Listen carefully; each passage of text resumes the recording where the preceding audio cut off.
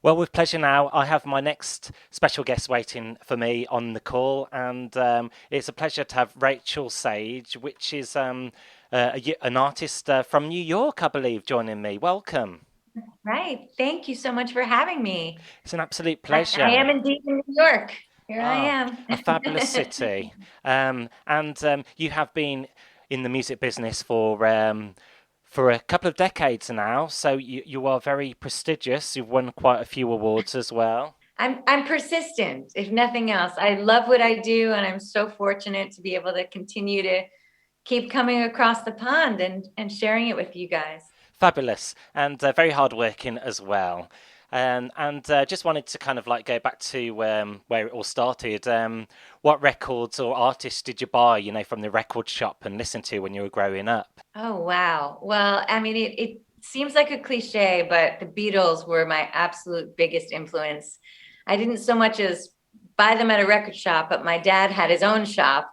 He was a Beatles fanatic, and he actually sold Beatle wigs in college. And so we had, their whole repertoire on repeat in my house.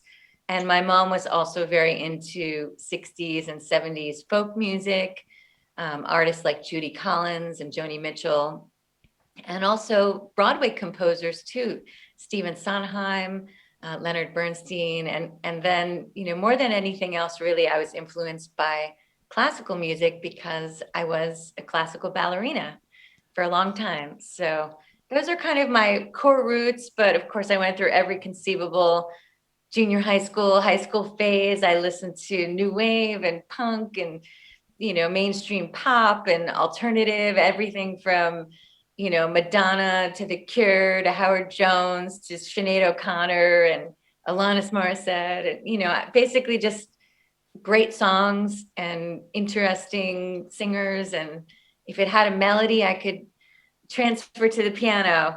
I was all about it. Wonderful. So it's fair to say you have a very good ear for music and appreciation for all types of genres of Oh, music. absolutely. Yes. And over the decades, you've released many albums, EPs, onto today current single, Revelation Ground. Right. Yes. And did you write the What can lyrics we yourself, did you? I did. And, I sort of joke that I don't know if it's me, these things kind of just come through you. And sometimes I wake up in the morning and have half a song written and don't know exactly where it comes from. But then my job is, of course, to craft it into something that I can perform. And that is my other great love, in addition to songwriting, is performing and playing live. But this particular song, I wrote kind of at the beginning of the pandemic and this just completely overwhelming lockdown situation. And also, it was written amidst the landscape of, social protest and so much political unrest in the United States and all around the world that was happening concurrently. So I think it was kind of my way of, you know, um, reckoning with what was going on, trying to find my place in it, but also, the parallels with other times in history, like the 60s, when people really, were courageous and stood up for their beliefs and wanted so very badly to create positive change. So that's really what the heart of the song is about. And reading on various like reviews, it's very reflective, poignant as well, and it's a nice song to listen to in the summer as well. I'll take it. I do feel like the song is very calming and in a lot of ways, sort of a balm for some of the craziness and urgency that we're all experiencing. Certainly, I didn't anticipate how it would relate, for better or worse, to what's going on now with Ukraine and how much our hearts are all aching and we're often feeling helpless and wondering what we can do. So I think in some ways it could be a rallying cry to continually put ourselves in other people's shoes and to try to do whatever we can to help them. Sure thing. And you have very there are and many variations of the song to suit the listeners. You've got a folk version, a band version, and a chamber remix. I like the chamber remix. It's Yeah. got different strings, like the cello. That's right. Yes. Well, essentially, this song was the way that I taught myself to self-engineer during lockdown. I didn't have the luxury of collaboration, and I was a little bit daunted by the task of engineering because I hadn't done it since I was a kid working with a four track. I had always worked with an engineer by my side, even though I am a producer, but doing it all yourself is quite different. So I started with something simple, which is how I begat the folk version. And then I gradually kept layering various instrumentation. I was able to recruit a wonderful string player named Dave Egar, a cellist who's also played with Coldplay. And he added his beautiful arrangement. And, from there, I also did the band version with drums. And all of this was possible through the wonders of technology, through sharing files across great distances. And I think in a lot of ways it helped kind of keep us sane, that my musical friends and I were able to connect in that way and work on music together, though apart. And over the years, you've shared the stage with some notable musicians. A Great Big World and the Animals, Yes, aren't they fantastic? Love and them. Howard Jones. And Hmm. on to today, you're going on tour with Imelda May, which is really exciting. And how did that Yes, come? How did that come so about? thrilled. Oh, it's just been sort of a long, slow build to this moment. I think, I was um, being considered to support her 2 years ago, before, of course, everything was halted. And I think she's been building back to going back on the road herself. Of course, she put out a wonderful new album and a beautiful poetry book. So I think, you know, all of a sudden they realized, oh, yes, we need support. And I was on the list, and they reached out and asked if I'd still like to do it. And of course, I didn't skip a beat. I adore her music and who she is as a person. And I can't wait to hear her every night and be inspired by her. Really good. I'm pleased for you. And the tour is as soon as people may think, starting from Monday the 4th in my hometown of Birmingham, the Symphony Hall. I'm so excited to play there. I have looked at the venue online and it just looks stunning. And I have been to your town before, but not quite in this fashion. I probably played a dive bar or something. I don't know. I blocked it out, but this will be redemptive and just a thrill to share the stage with her. That's great. And I know there's about 15 dates or so, like Nottingham on the 5th of April, and you finish up in Manchester on the 18th of April. But people can find out the exact tour dates at your website.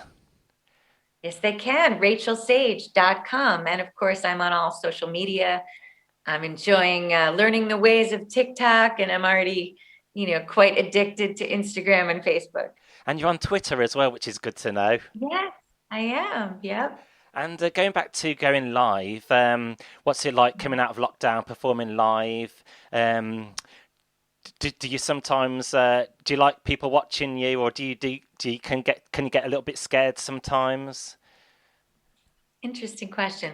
I think a little bit of nervousness is healthy before you go on stage. And I find that it's an adrenaline that helps kind of fuel what I do. So I'm more worried when I'm not a little nervous. That means I'm probably taking it too much for granted, and my violinist and we do a little, what we call a secular prayer before we get on stage, just to pump us up and kind of jump up and down and remember how incredibly fortunate we are to be able to share our music and our hearts, with people who we've maybe only just met. It's quite a rare thing, I think, to be able to share that communal experience with brand new people. And then by the end of the evening, you all feel like friends. So I feel like, especially right now, the world needs a lot more of that. And I'm really just excited and honored to be part of this tour. Of course, it's only natural to feel just a little bit nervous, and like going on the roller coaster ride, Yeah. the big dipper, and it's worth it in the end. The feeling when Worth you it in come the end, through. and then you can't wait to do it Yes, again. yes. And you're also recognised for your philanthropy as well. Is this something that has always been close to your heart? You know, I was raised by parents who just always encouraged us to give back, and it's something kind of basic to my religious education as well. I went to Hebrew school, and we sort of rolled our eyes and didn't want to be there, and it felt like sort of drudgery at the time when you're a kid and you don't understand it, and then gradually you make your way in the world and you really see how these ancient commandments and traditions, they matter now more than ever and remind us that we're all interconnected. So it is a very important thing to me, and also to the larger team I work with at Empress Records, at my record label. We really do try to look for opportunities to give back and to fundraise through music specifically, and just in general. So yes, it's a very important part of my work, and I'm always learning more how to do it better. Oh, fantastic. And finally, what is one thing you want people to know about you? Oh, well, I listen, I won't be disappointed if you dress up to come to our shows. I enjoy some sparkles that I can see from the stage in the audience. It just makes me feel closer to you. So I Wonderful. may single you out if you're wearing some fabulous sequins. Fantastic. And it's a delight to speak to you today, Rachel Sage. All the very, very best Likewise.